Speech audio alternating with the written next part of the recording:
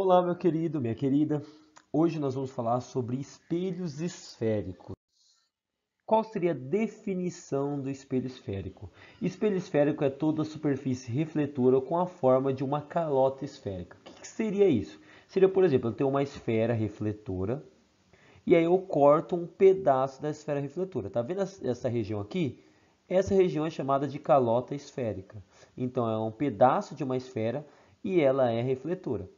Isso aqui, ó, esse espelho esférico está presente aqui, por exemplo, no espelho de dentista. Então, isso daqui é um espelho esférico côncavo, utilizado por dentistas. Essa calota esférica também é utilizado nesse tipo de espelho aqui, ó, que é o espelho côncavo, espelho esférico convexo, utilizado em equipamentos de segurança. Agora vamos falar dos principais elementos de um espelho esférico. Bom, aqui nós temos a calota esférica, certo? Ó, é um pedaço de uma esfera aqui. Você tem duas superfícies que podem ser refletora. Pode ser a interna refletora aqui, ou a externa refletora. Tá? Quais são os elementos de um espelho esférico? Então vamos pegar o seguinte: o que é um espelho esférico? Ele não é ele não é uma calota esférica. Então aqui eu teria uma esfera. O espelho esférico vai ser um pedaço dessa calota esférica, ou seja, somente uma região dessa calota esférica. Nós temos aqui vai ser o espelho. Ele vai ser cortado por um eixo. Esse eixo que corta ele no meio é chamado de eixo principal. Este eixo principal ele passa aqui no ponto aqui onde está o espelho. Esse ponto onde que ele passa, que é onde está o espelho, esse ponto é chamado de V, que é o vértice do espelho. Segundo ponto que nós temos o centro, que é chamado de centro de curvatura. Por que é o centro? Porque ele é chamado de centro de curvatura, porque ele fica exatamente no centro da esfera, fica no centro da esfera aqui. Nós temos a distância do centro até o espelho, que é esse R aqui, representado pela letra R, que é chamado de raio de curvatura, tá? Então nós temos o ponto onde está o espelho, é chamado de vértice. O ponto onde está o centro de curvatura é o centro da calota esférica, que é representado pela letra C. Outro ponto importante que nós temos é este ponto F, que é o foco. E a distância desse ponto F até onde está o espelho é chamado de distância focal. O raio de curvatura e a distância focal têm uma relação. Então esse foco não é um ponto qualquer, não. Esse foco é um ponto de forma que o raio de curvatura seja o dobro da distância focal. Ou seja, o foco fica exatamente na metade do caminho. Por exemplo, se o foco é 20 centímetros, o raio de curvatura vai ser 40, o dobro. Ou, se o raio de curvatura é 40, o foco vai ser 20, ele é a metade, tá bom? Então, o raio de curvatura é o dobro do foco e o foco é a metade do raio de curvatura. Então, o eixo principal é um eixo que vai cortar o espelho e ele vai cortar o espelho de forma que ele passe pelo foco e pelo centro de curvatura. E essa reta que passa pelo centro, pelo foco e pelo vértice é chamada de eixo principal. Nós temos também o seguinte: se eu pegar da extremidade do espelho aqui, duas retas partindo da extremidade do espelho e ligando até o centro de curvatura, nós vamos ter um ângulo aqui, esse ângulo alfa.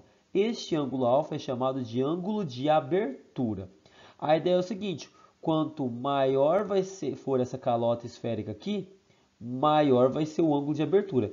E quanto menor for a calota esférica, menor vai ser o ângulo de abertura. Vamos agora falar das classificações do espelho esférico. O espelho esférico ele pode ser côncavo.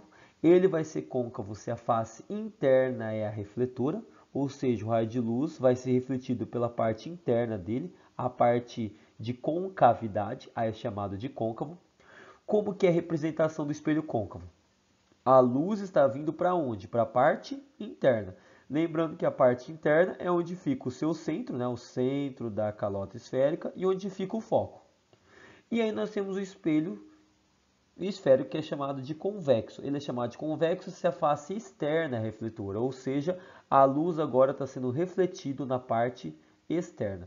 Como que vai ser sua representação? Ó, a curvatura aqui, ó, a calota esférica seria isso daqui. O centro de curvatura e o foco está aqui, ó, na parte interna da calota esférica, e a luz vai vir incidir na parte externa.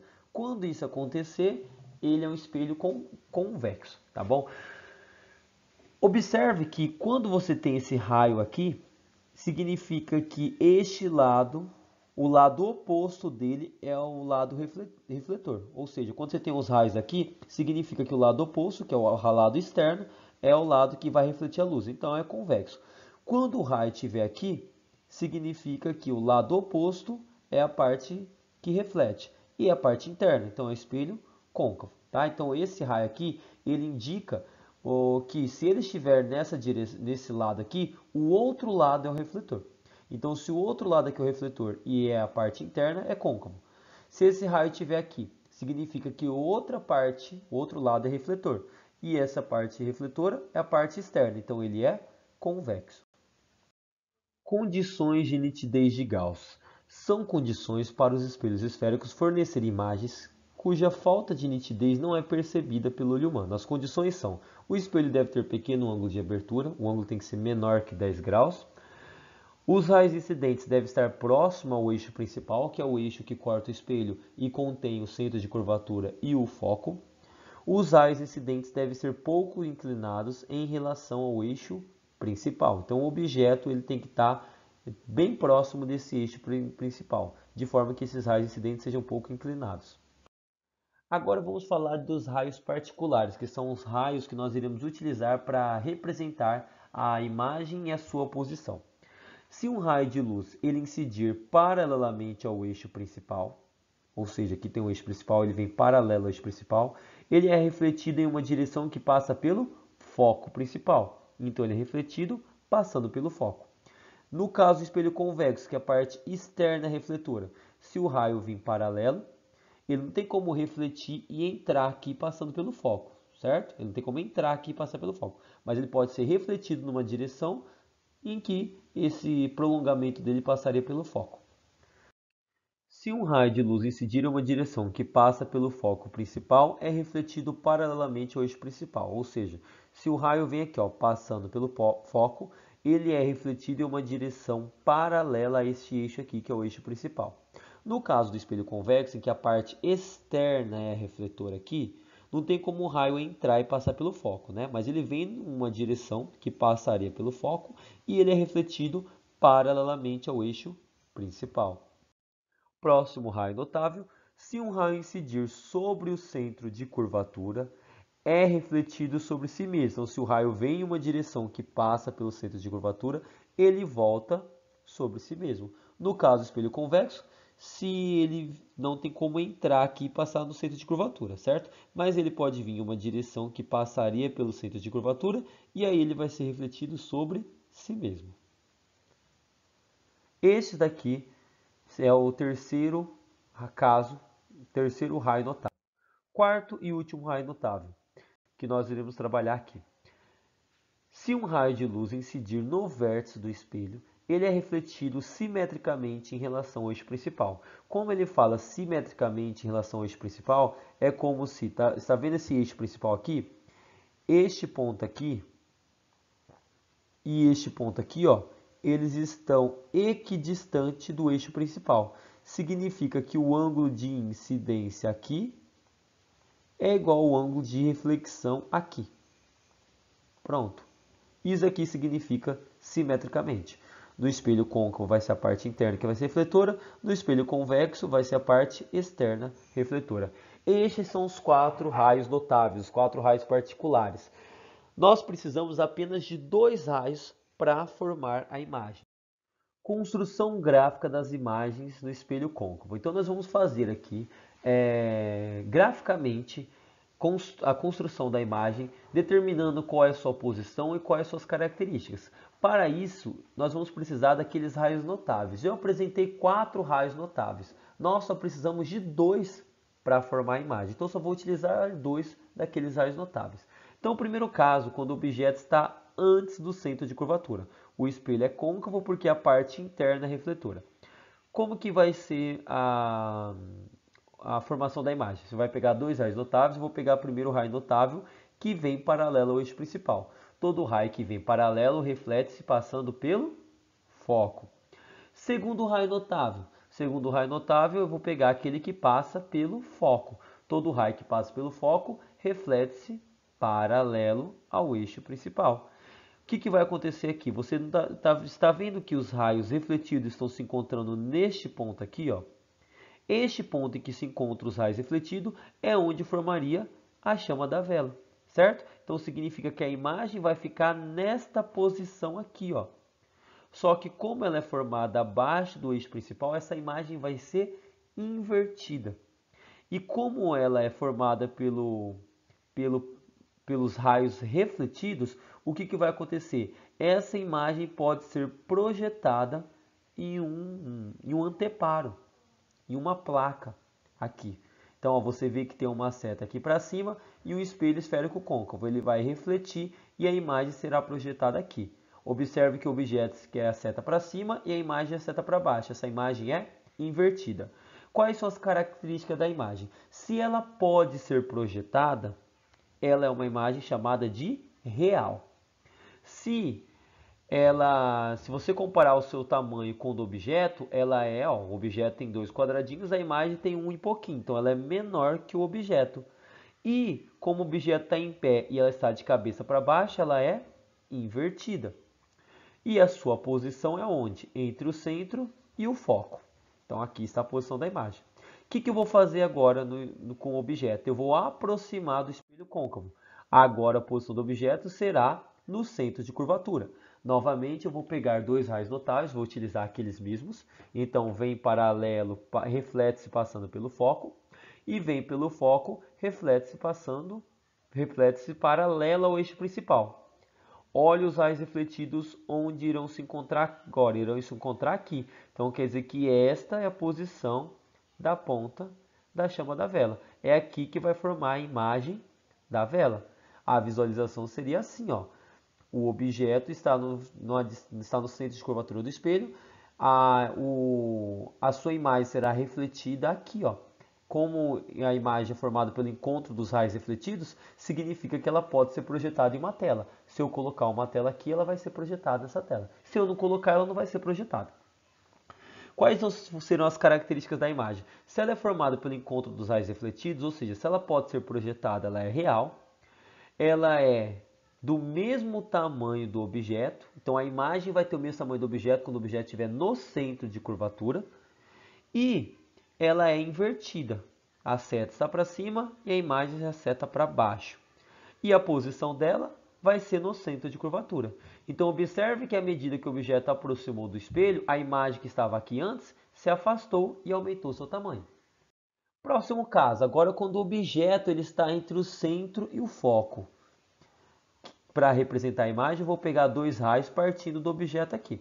Pego aquele raio que vem paralelo, reflete-se passando pelo foco, e pego um outro raio que passa pelo foco, reflete-se paralelo ao eixo principal. Pronto, esses raios não irão se encontrar aqui, então aqui é onde vai formar a ponta da chama da vela. Então essa é a posição da imagem. Só que a imagem vai ter 2 quadradinhos, enquanto o objeto tem apenas 1 e pouquinho. Então a imagem ficaria assim, ó. O objeto aqui e a imagem projetada aqui. Como a imagem ela é projetada, ela é formada pelo encontro dos raios refletidos, essa imagem vai ser real, significa que ela pode ser projetada. Ela é maior que o objeto, né? Ela tem 2 quadradinhos, enquanto o objeto tem um quadradinho pouquinho, então ela vai ser maior que o objeto, seria a segunda característica. E a terceira, ela é invertida, ou seja, o objeto está em pé, a imagem está de cabeça para baixo. A seta está para cima, a imagem é uma seta para baixo. A posição dela vai ser antes do ponto de curvatura, do centro de curvatura, tá bom? Agora, quando o objeto estiver no foco, pegamos o raio que vem paralelo, reflete-se passando pelo foco. Só que agora não dá para utilizar aquele raio que passa pelo foco, porque se o raio passar pelo foco, ele vai passar no espelho? Não. Se utilizar o raio que passa pelo centro de curvatura, vai passar pelo espelho? Não. Então você tem que utilizar o raio que passa pelo vértice. O raio que passa pelo vértice reflete-se simetricamente. Como é simetricamente? Ó, tá vendo o raio incidente aqui? Não toca aqui no vértice? 1, 2, 3 para a esquerda, 1, 2 para cima. Olha o raio refletido aqui. 1, 2, 3 para a esquerda, 1, 2 para baixo, está passando aqui. Eles são simétricos, ou seja, o raio incidente aqui e o raio refletido aqui têm a mesma distância do eixo principal aqui, ó, 2 quadradinhos. O que acontece aqui? Os raios refletidos irão se encontrar? Não, são retas paralelas. Onde que duas retas paralelas se encontram? No infinito, ou seja, essa imagem se formaria lá no infinito e o tamanho dela infinitamente grande. Então, sua característica vai ser imprópria. Sua posição vai ser imprópria. Então, essa imagem é chamada de uma imagem imprópria. Se você se olhasse no espelho côncavo, bem na posição do foco, seu rosto estivesse no foco, você não veria seu rosto, você veria um borrão, uma deformação do espelho e não conseguiria ver imagem nenhuma. Próximo caso e o último caso no espelho côncavo, quando o objeto está entre o foco e o vértice. Então, observe que o objeto foi aproximado desde aqui, antes do centro de curvatura, até aqui, entre o foco e o vértice. Quando ele estiver entre o foco e o vértice, vamos pegar os raios aqui. Vem paralelo, passa pelo foco, reflete passando pelo foco. Tem como fazer o raio que passa pelo foco bater no espelho? Não. Então, eu vou utilizar aquele que vai pelo vértice mesmo.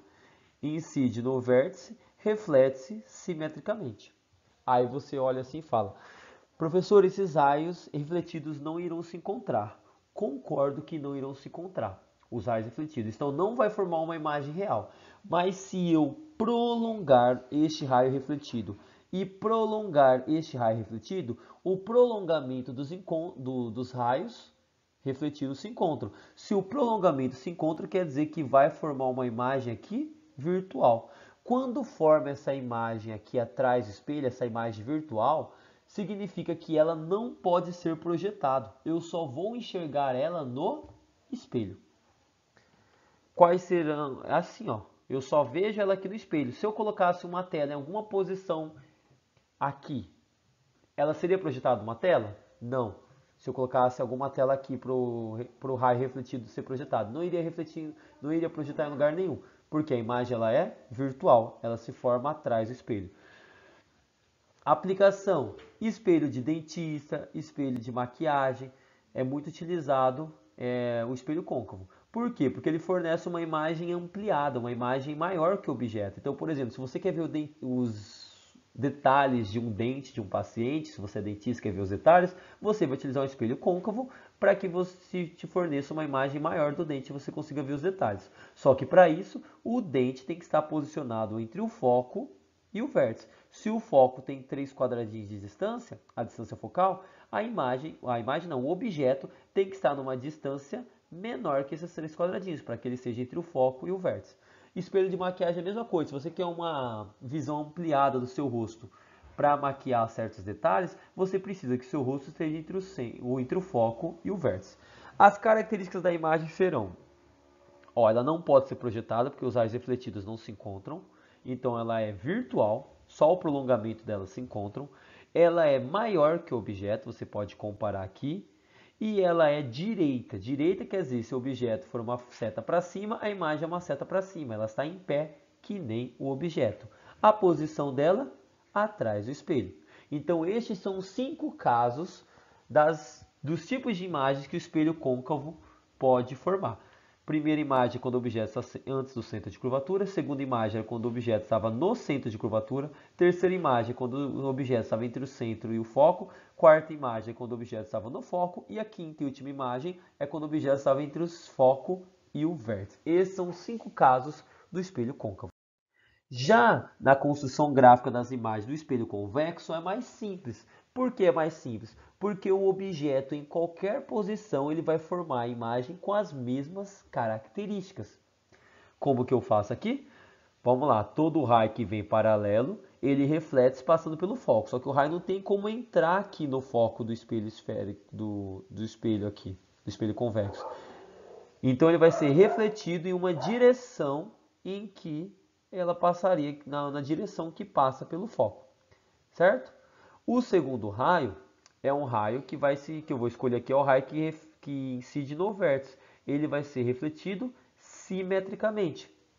Esses raios refletidos irão se encontrar? Não. Então significa que não teremos imagem projetada no espelho convexo. Mas o prolongamento desse raio refletido e o prolongamento desse raio refletido aqui, ó, eles se encontram. Então quer dizer que aqui vai formar a imagem da ponta da vela, atrás do espelho. Então essa imagem, ela é uma imagem virtual. Eu só vejo ela no espelho. Quando eu só vejo no espelho, quando eu não posso projetar, porque eu só vejo no espelho, ela é virtual. Quando eu puder projetar, ela sim vai ser real. Então, olha essa imagem aqui, ó. Essa imagem aqui, devido ao espelho convexo formar esse tipo de imagem, ele tem uma aplicação. Espelho de segurança, retrovisor, aqueles espelhos, sabe, que ficam em supermercados, espelho no ônibus. Por formar uma imagem menor que o objeto, ele cobre uma região maior.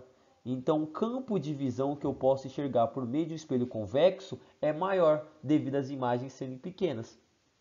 Então, essa aplicação está relacionada a essas situações aqui. Características da imagem. Bom, a imagem ela é formada pelo prolongamento dos raios refletidos, então ela não pode ser projetada, ela é virtual. Ela é menor que o objeto, certo? O objeto tem dois quadradinhos, a imagem tem um e pouquinho, é menor que o objeto. E ela é direita, ou seja, o objeto está em pé, a imagem está em pé. A posição dela vai ser entre o vértice e o foco do espelho. Lembrando que no caso do espelho convexo, o objeto fica na parte externa aqui do espelho, certo? Porque a parte externa é refletora. O centro e o foco fica na parte interna da calota esférica, né? Lembra que o centro é o centro da calota esférica. Por isso que o objeto que fica na parte externa fica aqui, ó, e o centro e o foco fica do outro lado. Agora que nós discutimos sobre as características da imagem no espelho côncavo e no espelho convexo, vamos fazer uma organização para não nos confundirmos. Vamos agora então fazer um resuminho para nós não nos perdermos, para organizar certinho tudo aquilo que nós discutimos. Quando no espelho côncavo, quando o objeto estava antes do centro, onde formava a imagem? Aqui, ó, entre o centro e o foco. Características da imagem: real, invertida e menor. Quando o objeto aproximava do espelho e ia até o ponto em que ela se encontrava no centro de curvatura, onde que formava a imagem? No centro de curvatura. A imagem era real, invertida e igual. Então observe que à medida que o objeto está se aproximando aqui do espelho, a imagem está se afastando e aumentando o seu tamanho. De forma que se o objeto, quando estiver aqui entre o centro e o foco, a imagem vai se afastar mais ainda, que é a imagem 3, e vai aumentar seu tamanho. Então ela vai ser real, invertida, maior. À medida que a imagem for se aproximando do espelho, ela vai aumentando seu tamanho e afastando do espelho. Quando a imagem estiver no foco, ela será imprópria, significa que ela se afastou tanto do espelho que ela vai ser uma imagem formada lá no infinito, ela é uma imagem imprópria.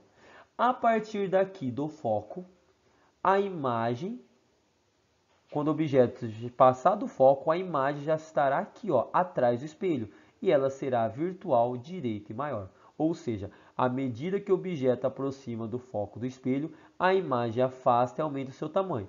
No foco, a imagem própria, porque ela se afastou tanto que ela está lá no infinito. E a partir do foco, a partir de quando o objeto passar pelo foco, estiver aqui entre o foco e o vértice, a imagem vai estar aqui atrás do espelho. Ela vai ser virtual, direita e maior.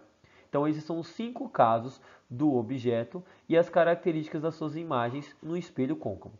Já no espelho convexo, que a parte externa é refletora, é mais simples. O objeto vai estar aqui, a parte externa é refletora, né? E a imagem vai se formar aqui, ó, entre o vértice e o foco. Características dela: virtual, direita e menor. Quer dizer que essa imagem não pode ser projetada.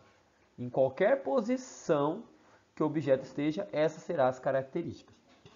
Bom, com essas características de imagem aqui, nós podemos encontrar algumas relações.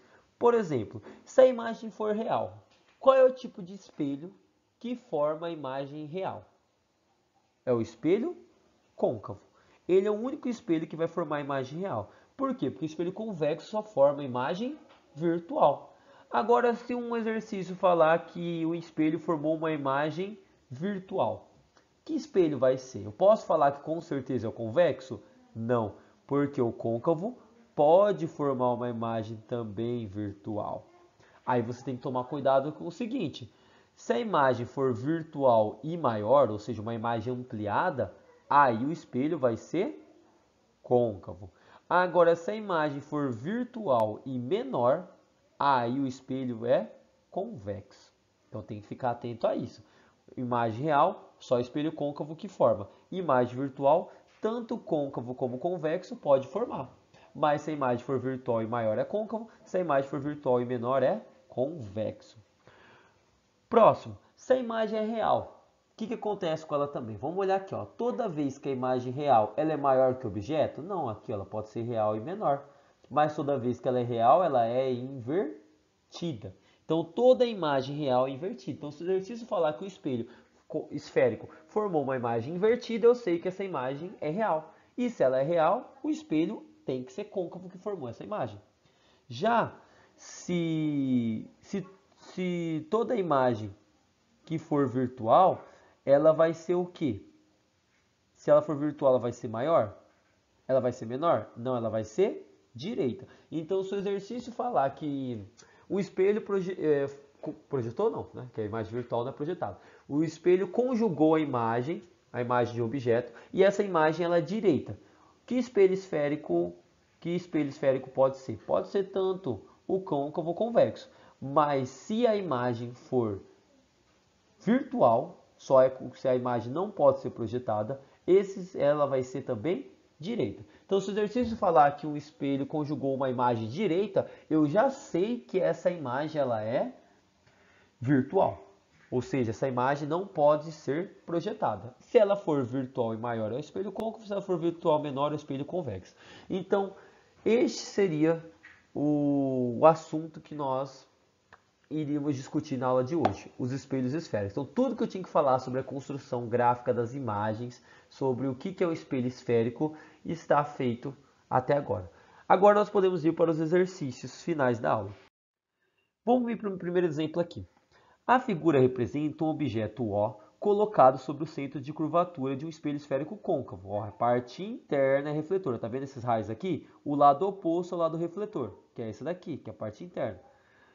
A imagem formada será... E aí? Qual imagem será? Bom, quando o objeto está no centro de curvatura, onde que vai ter a imagem? No centro de curvatura. Características: real, invertida e do mesmo tamanho que o objeto. Então, a alternativa correta é a letra E. Ela é a resposta correta do exemplo, viu? Então, basicamente, é só você localizar a posição do objeto e lembrar de qual é o tipo de imagem que ele forma. Próximo. Alguns carros mais novos têm sido equipados com espelhos retrovisores externos curvos, com o objetivo de aumentar o campo de visão do motorista. Assinale a alternativa que exibe corretamente o tipo de espelho utilizado e a relação entre o tamanho da imagem e o tamanho do objeto. Então, a ideia é o seguinte: se ele falou que espelhos retrovisores externos curvos, então são os espelhos esféricos. Com o objetivo de aumentar o campo de visão. Para aumentar o campo de visão, eu preciso que as imagens sejam menores. Qual é o espelho esférico que forma uma imagem virtual e menor? É o espelho convexo. E se ele quer o campo de visão maior, a imagem tem que ser menor que o objeto. Pronto. Então, estes são os tipos de exercícios relacionados à formação de imagens em espelhos esféricos. Qualquer dúvida, eu estou à disposição. Muito obrigado pela atenção aqui. Tchau, tchau e até a próxima.